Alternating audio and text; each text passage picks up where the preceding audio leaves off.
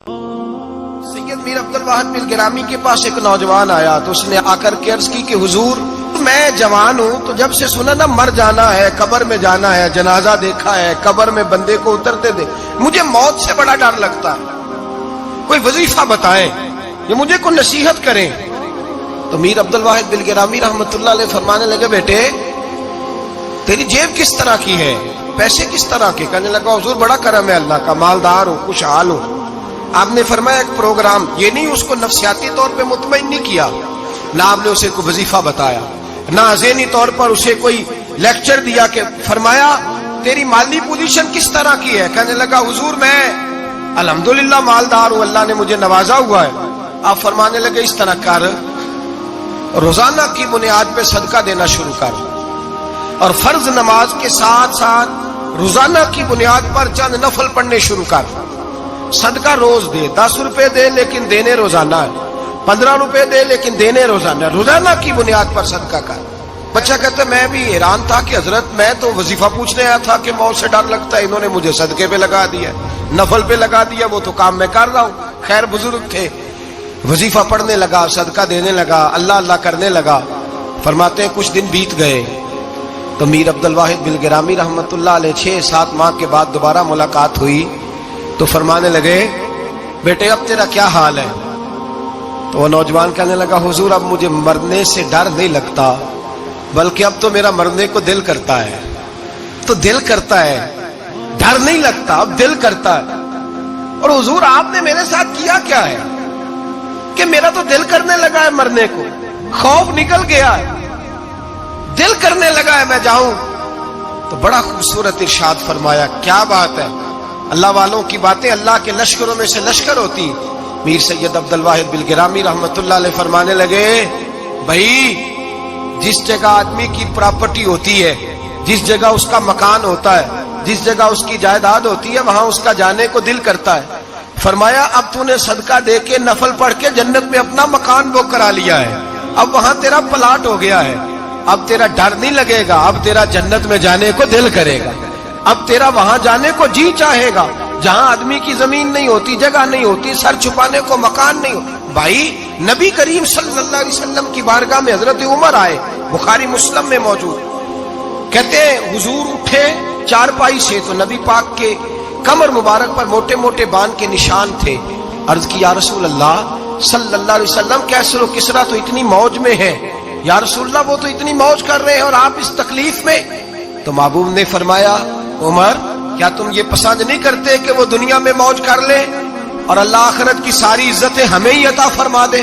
फरमाया मैं तुम्हारी दुनिया से कुछ लेने नहीं आया, मैं तो बतौर मुसाफिर यहाँ वक्त गुजार के पैगाम इलाही देने आया।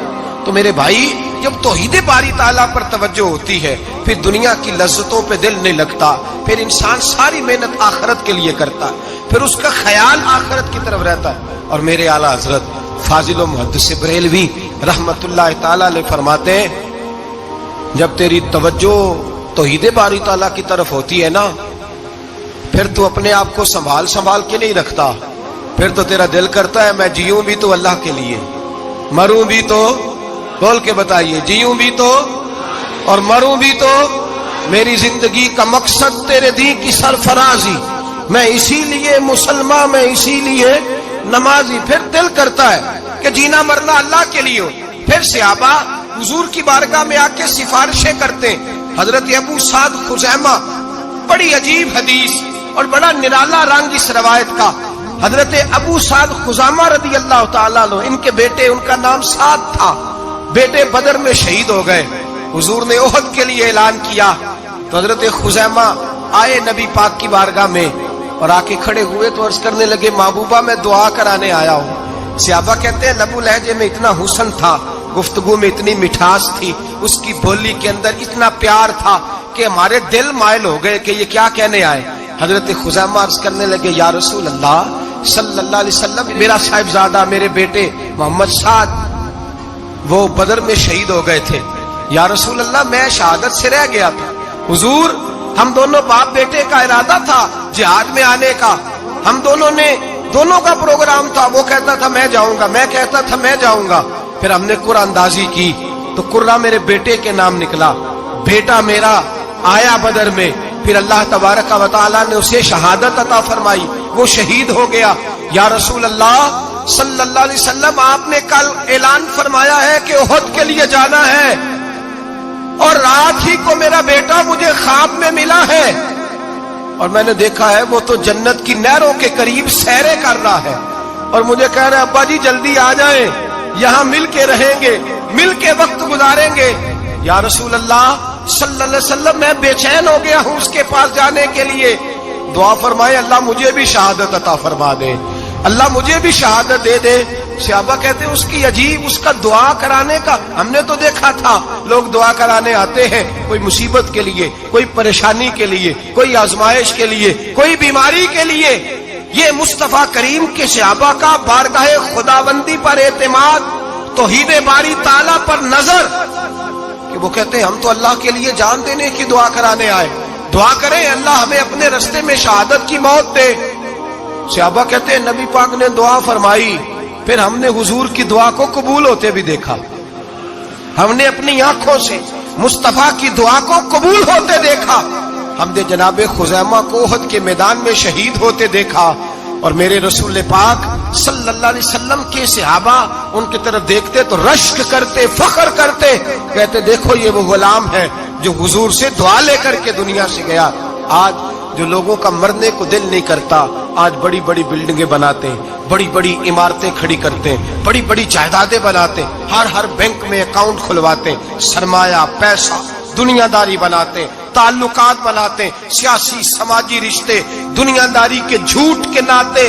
توحید باری تعالیٰ پر جب اعتماد ہوتا ہے تو انسان جس رشتے کو مضبوط کرنا چاہتا ہے وہ یا خدا کا رشتہ ہوتا ہے یا محمد مصطفیٰ کا رشتہ ہوتا ہے، باقی تو پھر اس کی توجہ ہٹ جاتی، باقی تو ہٹ جاتی ہے توجہ، پھر وہ یہ دیکھتا ہے کہ خدا رسول کے ساتھ رشتہ کس طرح مضبوط ہو سکتا ہے۔ میرے بھائی، توحید باری تعالیٰ اللہ کے راستے میں مرنے کا جذبہ دیتی ہے، راہ الہی میں نکلنے کا شوق پیدا کرتی ہے۔ اللہ تبارک و تعالیٰ کی توحید جب تو کامل طور پر مانتا ہے پھر تیرا آگے بڑھنے کو دل کرتا ہے۔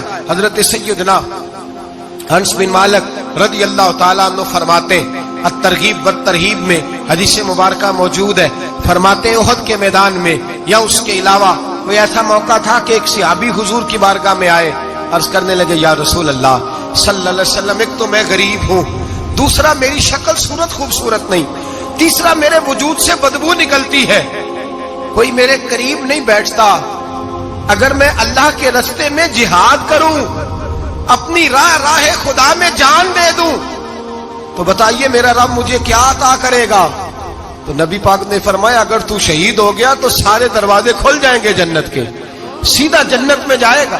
یقین کامل دیکھیے، احد کے میدان میں تلوار پکڑی، جہاد کیا، شہید ہو گئے، صحابہ کہتے ہیں نبی پاک اس کے سرانے آ کے کھڑے ہوئے، اور کیا خوبصورت جملے ارشاد فرمائے اللہ تبارک و تعالی نے اس کی بدصورتی کو خوبصورتی میں بدل دیا ہے، اللہ نے اس کے وجود سے آنے والی بدبو کو خوشبو سے بدل دیا، اور نبی پاک علیہ السلام فرمانے لگے جنت کی حور دروازہ کھول کے اسے کہہ رہی ہے آ جا جلدی جلدی، اللہ نے تیرا نکاح میرے ساتھ فرما دیا ہے، جلدی آ جا، میں تیرے استقبال کو کھڑی۔ میرے عزیز، کچھ لوگ ایسے ہیں جن سے عذاب قبر ہوگا ہی نہیں۔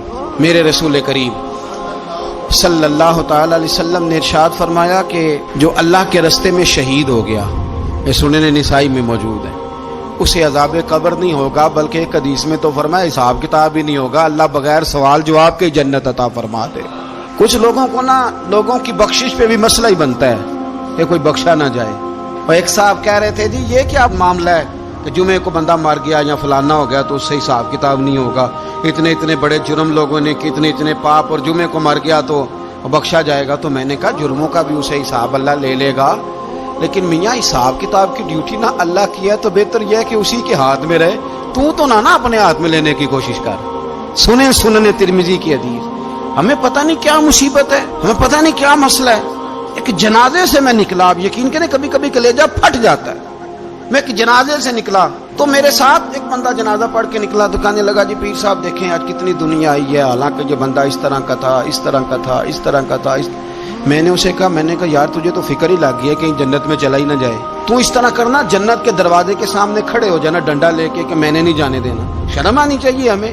اللہ فرماتے ہیں جنت اتنی چوڑی ہے جتنے زمین و آسمان، اس کی چوڑائی زمین اور آسمان کے برابر ہے، تو ہم تو اپنے علاوہ کسی کو جانے نہیں دینا چاہتے جنت میں.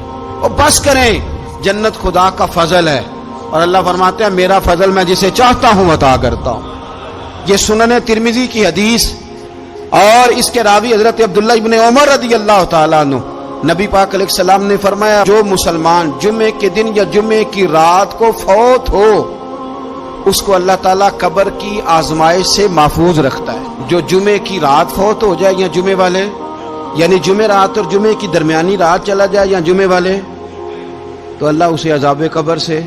تو میرے عزیز، جو بندہ شہید ہو اس سے عذاب قبر نہیں ہوتا، جو آدمی جمعے کے دن یا جمعے کی رات چلا جائے اسے بھی عذاب قبر نہیں ہوتا.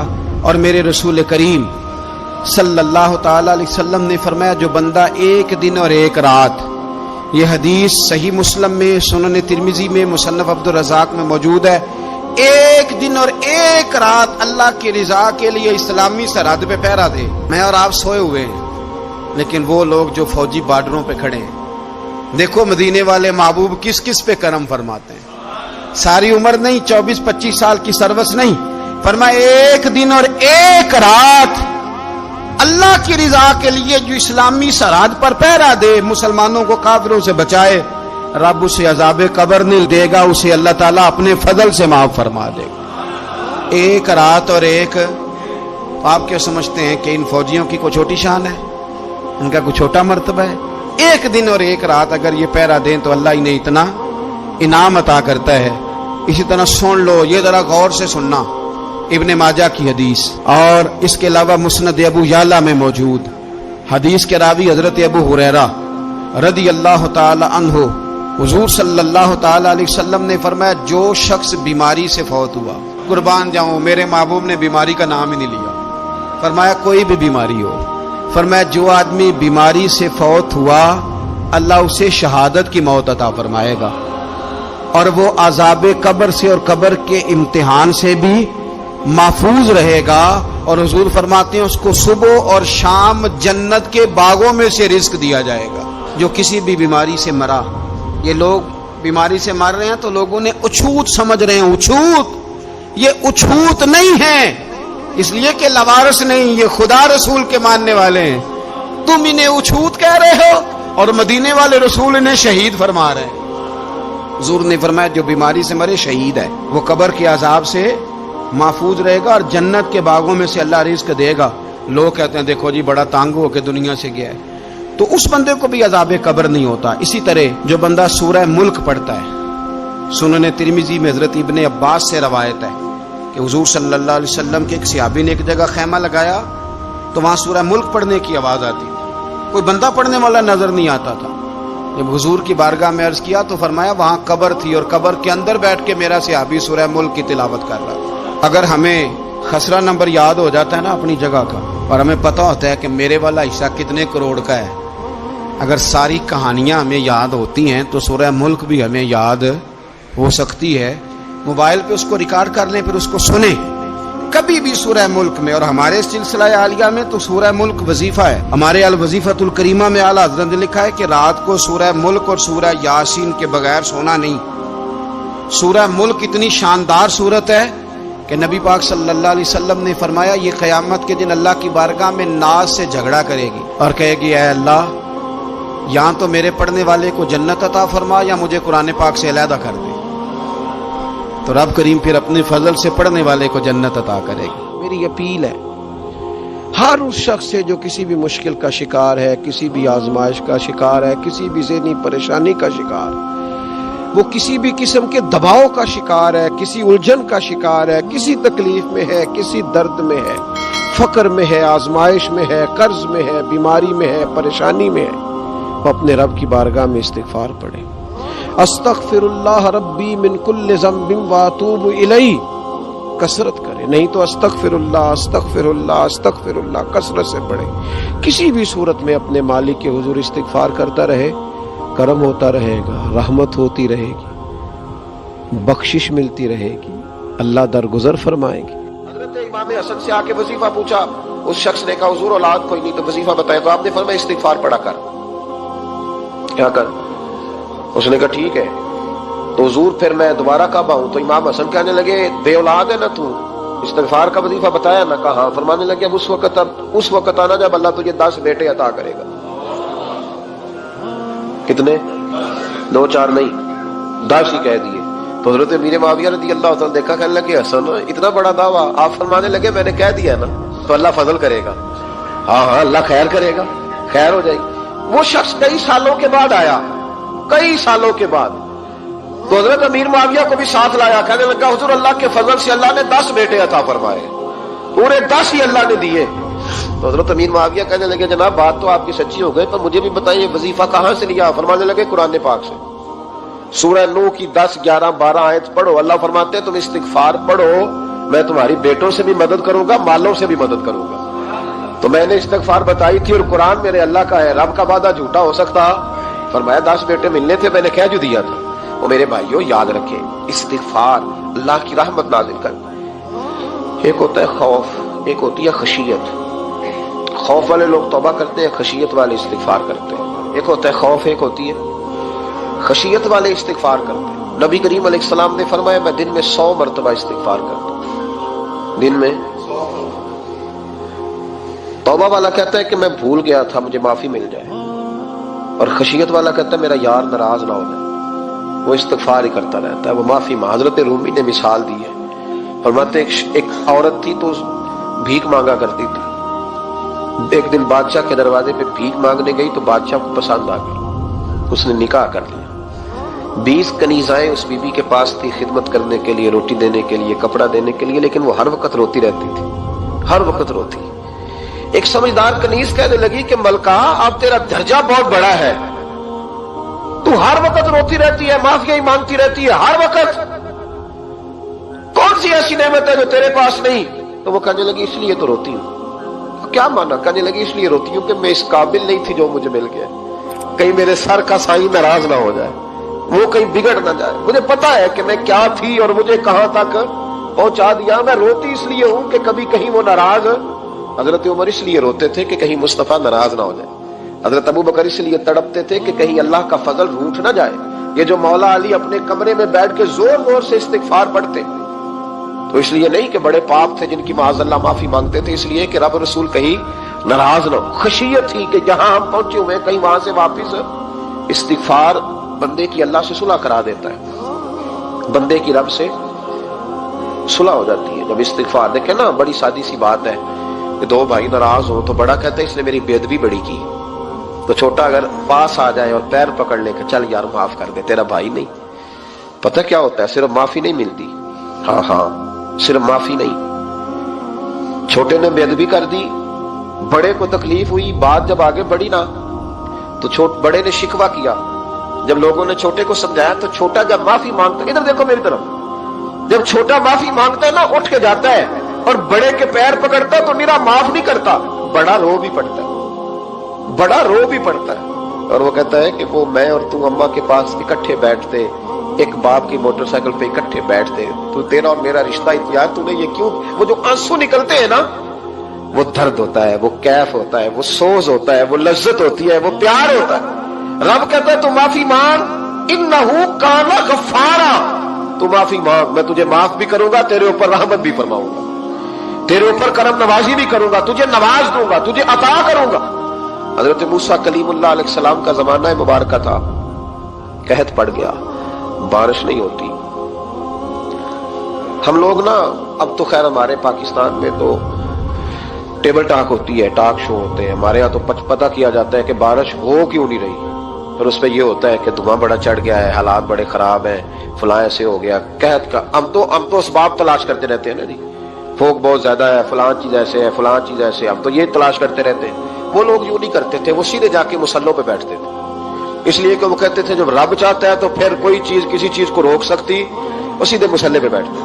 اعلیٰ حضرت فاضل بریلوی رحمۃ اللہ علیہ کے پاس ایک مولانا محمد حسین آئے، وہ فلکیات کے بڑے ماہر تھے، تو اعلیٰ حضرت نے فرمایا ذرا ستاروں کا حساب لگا کے دکھاؤ بارش کب ہوگی؟ کہنے لگا پورا مہینہ تو نہیں ہوگی، تو اعلیٰ حضرت رحمۃ اللہ علیہ فرمانے لگے کہو کہ میرا علم کہتا ہے مہینہ نہیں ہوگی، اللہ چاہے تو ابھی ہو سکتی ہے۔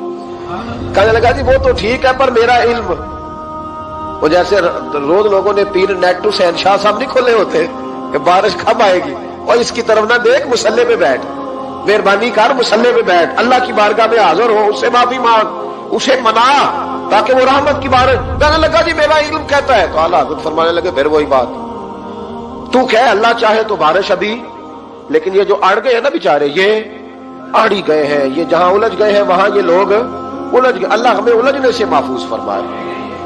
تو اعلیٰ حضرت اٹھے تو فرمایا ٹائم کیا ہوا ہے گھڑی پہ؟ کہنے لگا جی 12۔ تو اعلیٰ حضرت نے گھڑی گھمائی، اب کیا بج گیا؟ کہنے لگا 4 بج گئے۔ فرمانے لگے بج گئے نا 4؟ کہنے لگا جی آپ نے گھڑی گھما جو دی ہے۔ فرمانے لگے اللہ بھی جب چاہے تو ستارے گھما دیتا ہے، اللہ بھی ستارے گھما دیتا ہے بارش۔ کہنے لگا جی وہ تو ٹھیک ہے پر مہینہ نہیں ہو سکتی، اڑا ہوا بندہ اس کا کوئی علاج ہے جو اڑ جو جائے، اس کے لیے قرآن کہتا ہے وَإِذَا خَاطَبَهُمُ الْجَاهِلُونَ قَالُوا سَلَامًا، اسے سلوٹ کرو دور سے، اسے کو تو جان اور تیرا۔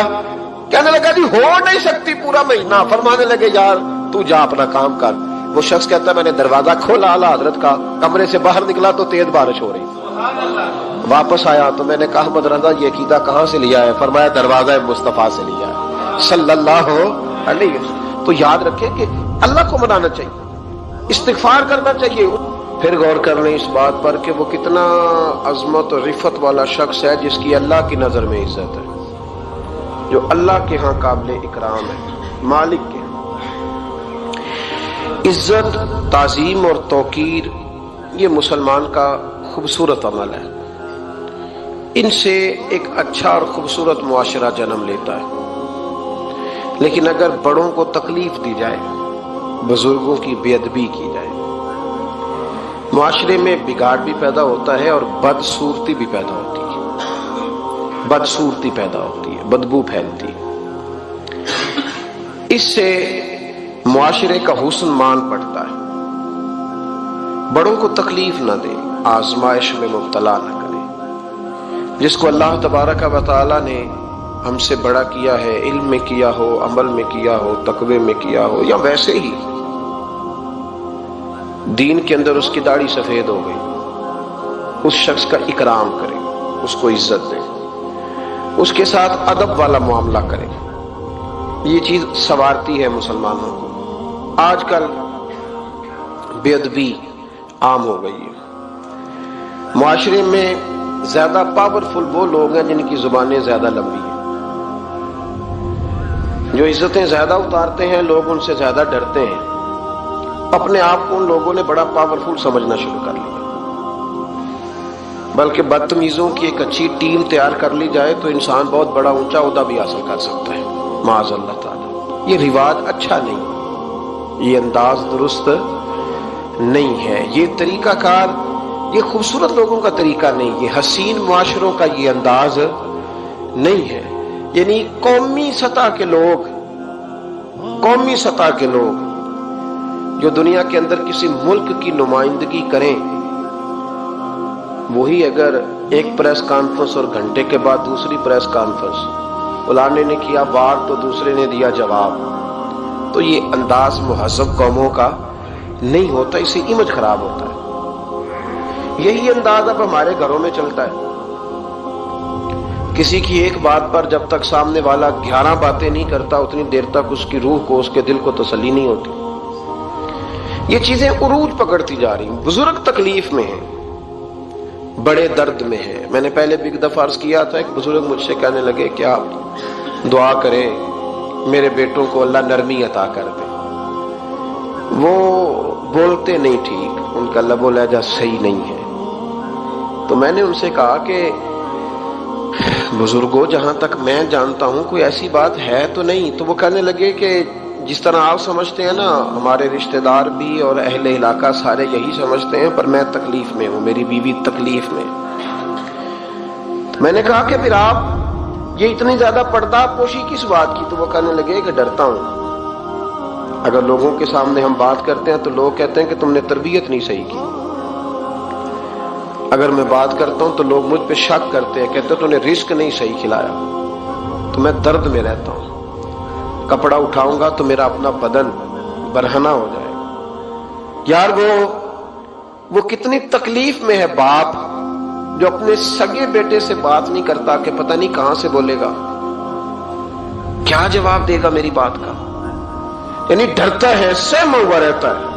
ادھر دیکھیں میری طرف کیا کہہ رہا ہوں، یہ نوجوان ذرا غور کریں، ان لفظوں کی تکلیف محسوس کریں کہ اماں کہتی ہے کہ بھئی میں نہیں اس سے بات کرتی، اس لیے کہ وہ بڑے سخت جملے کہتا ہے، مجھ سے نہیں سہے جاتے، کوئی اور بات کرے، یعنی جس کی ماں بھی اس سے بات کرتے ہوئے ڈرے۔ کوئی نہیں سمجھ آئی آپ کو میری بات کی؟ جس کا والد بھی اس سے بات کرتے ہوئے سہم جائے اور وہ بندہ کہے کہ میں نے تو MBA کیا ہوا ہے، میں تو معاشرے میں جانا پہچانا جاتا ہوں، اللہ کا شکر ہے جی اللہ نے بڑی عزت دی ہوئی ہے، وہ یہ لفظ کہے تو اسے شرم آنی چاہیے۔ جس کے استاد بھی اسے کام بتاتے ہوئے ڈرے کہ بدتمیز ہے، نہیں کرے گا کہ نہیں۔ اگلے لفظ اس سے بھی خطرناک ہیں، جس کا مرشد بے جھجک جسے کام ہی نہ بتا سکے اور جس کو کام کہنا ہی چھوڑ دے، جس کے حوالے سے لوگ خاموش ہو جائیں کہ بس مطلب کیا ضرورت ہے، جب اس پہ بات بوجھ بنے گی تو اس شخص کو پھر سوچنا چاہیے نا کہ وہ زندگی کس لیے گزار رہا، اس کا پھر انداز کیا ہے۔ بزرگ جن کی وجہ سے تکلیف میں ہو، آزمائش میں ہو، درد میں ہو، اور یار جو آدمی نیک ہو رب فرماتا ہے اس کا تو میں حیا کرتا ہوں، اللہ کہتا ہے اس کی تو میں قدر کرتا ہوں، میں اس کی۔ دیکھیں نا میرے نبی کریم صلی اللہ علیہ وسلم نے فرمایا جب سفید داڑھی والا شخص قبر میں جاتا ہے، یہ ترمذی کی حدیث ہے، تو رب کریم فرماتا ہے فرشتوں اسے عذاب نہ دینا، مجھے حیا آتی ہے، یہ سفید بال لے کے آ گیا۔ تو جس کی اللہ حیا کرے اس کی میں نہ کروں، اس کی نوجوان نہ کرے، اس کا سیاح، جس کی اللہ حیا کرے اس کی ہم حیا ہی نہ کریں، ہمارا لب و لہجہ خطرناک اور خوفناک حد تک چلا جائے، ہمیں ڈھب اور سلیقہ ہی نہ ہو، ہم کہیں او گرم خون ہے جی ذرا احتیاط سے بات کرنا، کیا معنی ہوا اس بات کا؟ گرم خون اور ہوتا ہے اور بے ادبی والا خون اور ہوتا ہے، ان دونوں میں فرق ہوتا ہے، اس کو سمجھنا چاہیے۔ باپ کے سامنے بھی اب یہ اس کا ابا بھی سوچ کے بات کرے، اس کے ساتھ اماں بھی سوچ کے بات کرے، اس کا استاد بھی سوچ کے بات کرے گا۔ اسلام ادب والا دین ہے، احترام والا دین ہے۔